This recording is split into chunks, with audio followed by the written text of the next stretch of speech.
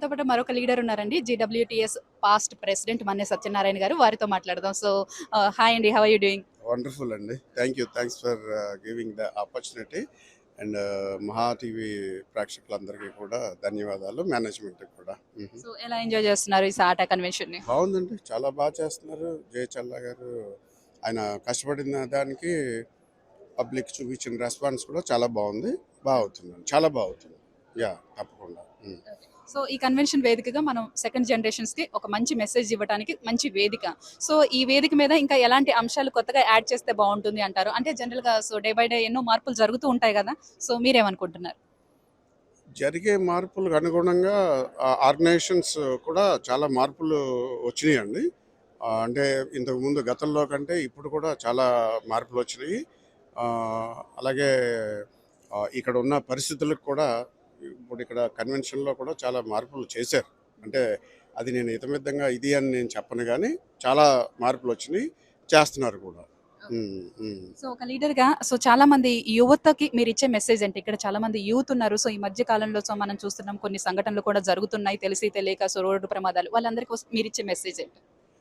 తప్పకుండా అది చాలా మంచి క్వశ్చన్ అండి. ఇది చాలా వ్యాలిడ్ క్వశ్చన్, అన్నిటికంటే చాలా ఇంపార్టెంట్.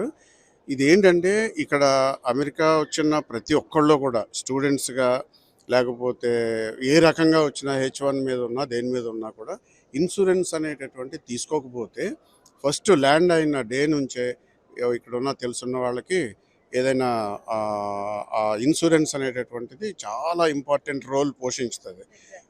సో ఒక్కళ్ళకి ఇబ్బంది అయినా కూడా అది చాలా ఇబ్బంది మనందరికీ కమ్యూనిటీ మీద పడుతుంది అది. అంటే గో ఫండ్ మీలని ఇట్లాంటి ఆ అవసరాలు లేకుండా నెలకి ఏదో ₹25 అదే $25 $30 పెడితే మంచి ఇన్సూరెన్స్ అటు ఫ్యామిలీకి కానీ అన్నిటికి కూడా ఉపయోగపడేలా ఉన్నాయి. అది రేపు రాబోయే రోజుల్లో ఈ తానా వారు కూడా ఈ పెద్ద వీళ్ళు బాగా చేస్తున్నారండి.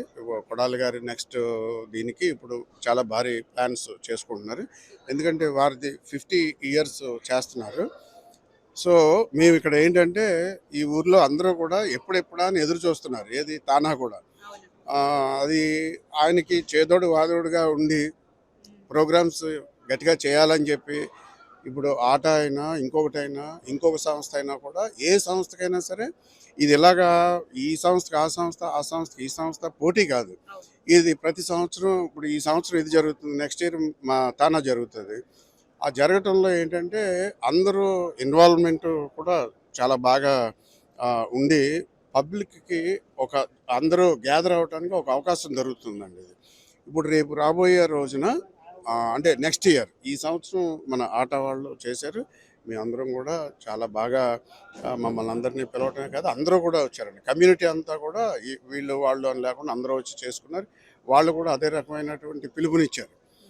సో ఇప్పుడు అలాగా రేపు రాబోయే రోజున 50th anniversary ఇంకెంత బాగా జరగాలి అని చెప్పి కోరుకుంటున్నారు. అందరూ వెయిట్ చేస్తున్నారు. Everyone is waiting. So we are also waiting. Yeah, sure అండి. Thank you.